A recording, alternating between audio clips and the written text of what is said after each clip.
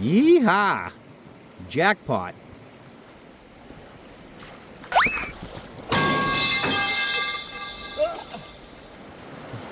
Welcome back. If you're new, my name is Chris. I'm a gold prospector in the state of New Hampshire. One thing I like to do on the side is a little business, designing, inventing, and then making new gold prospecting equipment that's very unique, and I try to make it as some of the best on the market, at least in my opinion. So it's easier to show you that than just tell you. So I am out on the river today. I hit this spot hard last year with the gold box. Did all of this area. I know there's still gold left, I just don't know how much. So I brought out my Gold Gambler hybrid high banker. Say that 3 times fast. I got that set up, and I'm just going to run a lot of material and see as much gold as I can get. So no need to do a ton of talking. Just sit back, relax, and enjoy the sights and sounds from the live free or die state. Let's get started.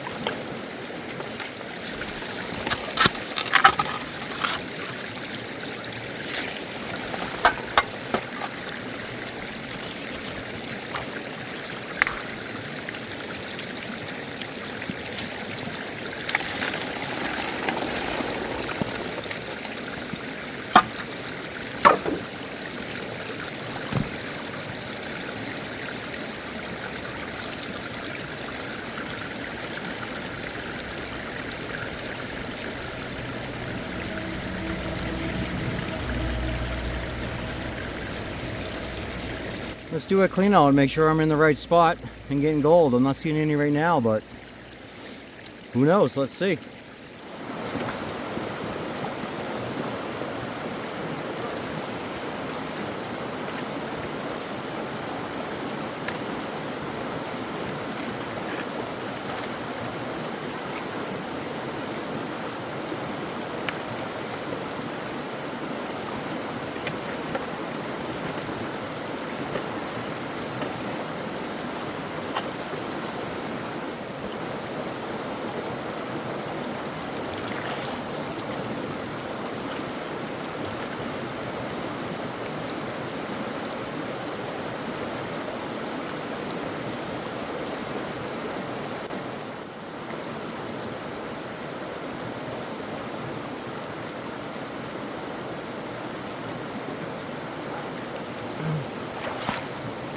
Check this out.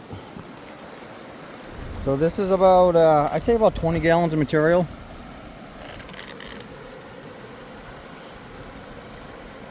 Yeah, hold on, my fingers are wet. You can see it already, right? Look at that. As I always say, if you want to know if your equipment's working really good, it's the tinies, the smalls. When you start seeing little micro specks like that in there, that's good. Well, I am back on the gold. So I'll just continue going down. I'll work my way down, see if it gets better, then I'll do, if it doesn't, or I'll work my way up. So let's continue.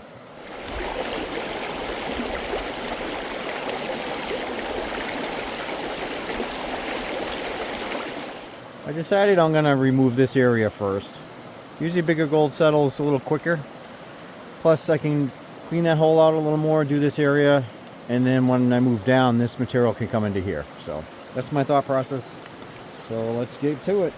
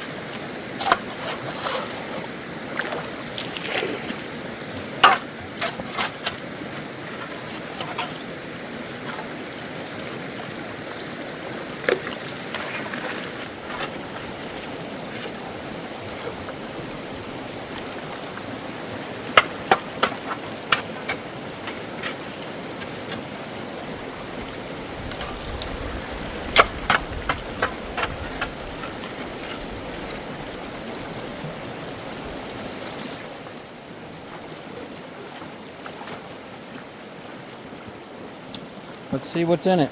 Maybe another 20 gallons. It's super hard to tell because I can't get a full shovel. This stuff is hard to dig. Let's see.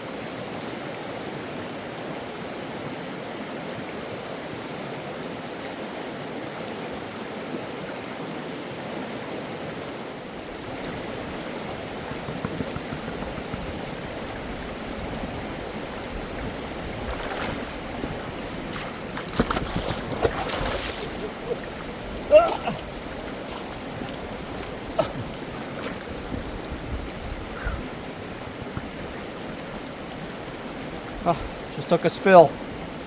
Let's see what gold we get.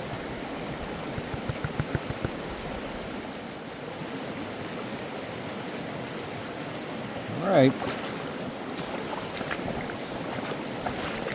Almost looks like the same. I got one good piece and a bunch of smalls. There's probably a lot more in the pan. I was just doing a speed pan. That's a nice piece right there. Nice bright yellow gold too. Nice and fresh out of the rock. So I am gonna decide. I think I hit this spot good last year and somewhere down there, so I'm not really sure which way to go. I'll decide and then I'll turn you back on. At least I'm almost falling asleep, sitting down there for like 20 minutes. Oh, it's so peaceful out here. I decided I'm gonna run this material here and then that'll fill this hole in. I could probably scrape a little more, but I'm down to the clay and it's just getting harder to dig, so I'll probably spend another hour or so in here and then call it a day, and then we'll get a grand total.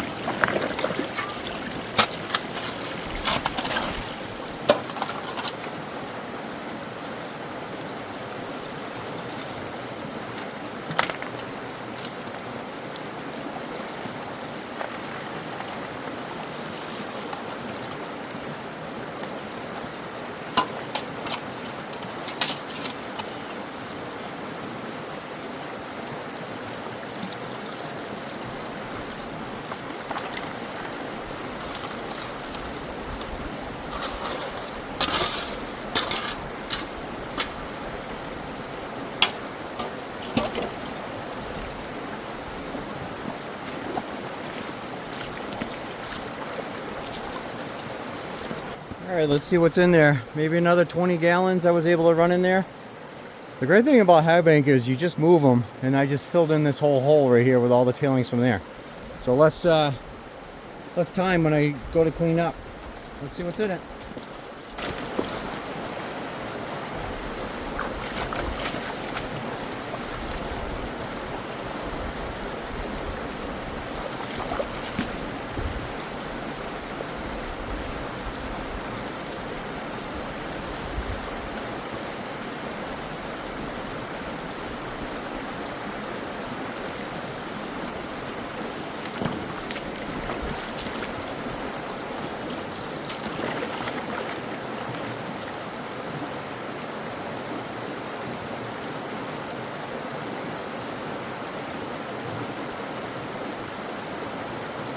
gives me some pieces.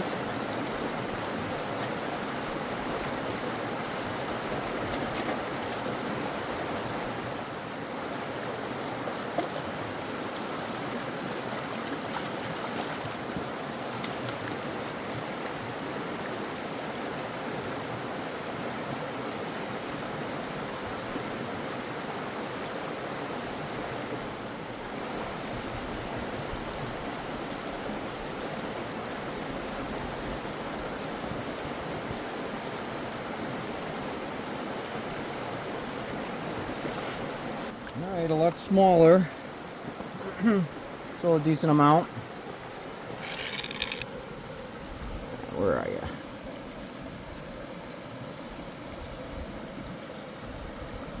Like I say, if I can catch those finds, especially unclassified material, that's actually really, really good. I know there's a lot more in this pan, but I'll take it. So let's let me get a grand total of the day so far. And there you go.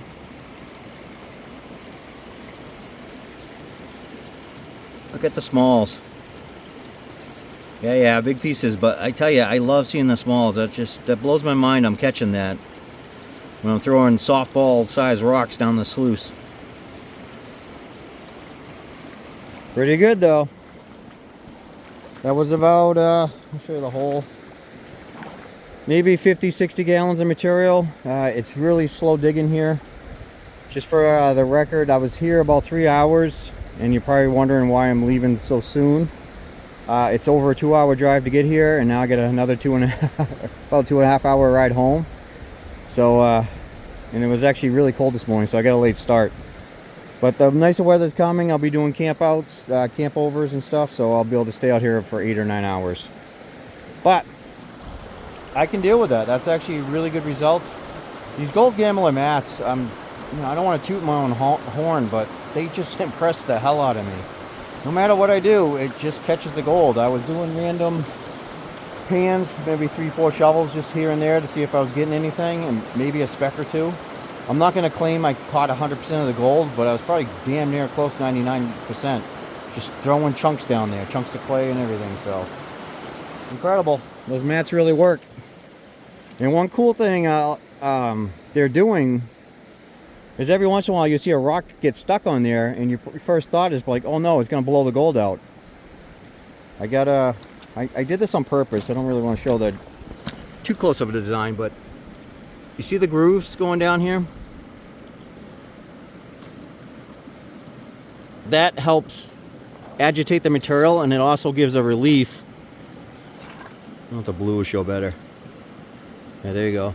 It gives a relief.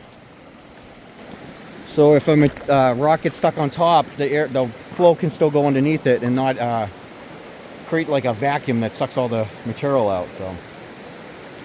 So like I said, I'm going to conclude here. I'm going to, I mentioned on a few videos back, I wanted to kind of do a series. I don't know how much time I'm going to be able to get on the river this year, unfortunately. But if you've been following along, I've designed the swash box. I designed and 3D printed the leg system, the mats. I want to find enough gold to justify everything I did, including buying a 3D printer. So that at the end of the season, I probably need about $500-600 that'll cover the 3D printer and enough filament to do everything I just did. To show that it is worth it if you're in an area. I mean, the amount of material I'm running and stuff is crazy, the amount of extra gold I'm getting this year. So you can get your money back. That's basically what I'm trying to prove. It's kind of a fun series. So what I've been doing, that snuffer bottle with the red is everything I've gotten so far with the hybrid gold gambler. And that'll be today's. I'll put it in with the red. And sometime during the end of summer or fall, I'll just weigh it up and see if I can buy another printer. And I'm definitely going to buy another printer anyways. But if I can justify it with the gold I get, that's a win. I think I can do it. It's just a matter of how many times I can get out on the river. Like I said, I only was here 3 hours and I get that much gold. So if I can come here for an 8-hour day The toughest part of doing this, I mean, it's hard digging, but then you sit down and you forget why you're here. You just start just zoning out, just relaxing, and then it's like, oh yeah, I'm supposed to be digging. So again, there's the gold. For about 3 hours. There's a nice piece in there. I love how yellow the gold is in this river. There's definitely, the source is nearby. They're really jagged, really clean pieces. So I have yet to find where the source is coming from, but good stuff.